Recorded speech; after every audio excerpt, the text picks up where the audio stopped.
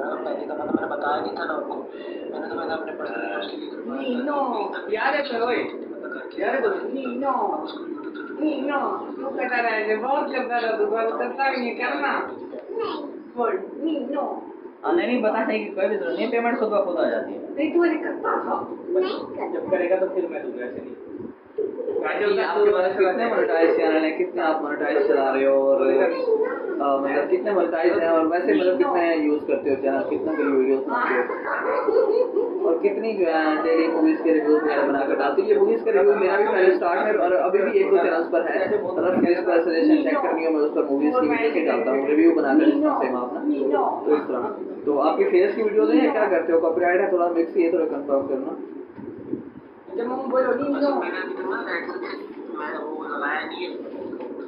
अभी जरा वो कल परसों वो आया है चैनल का पिन आया तो पिन लगाया।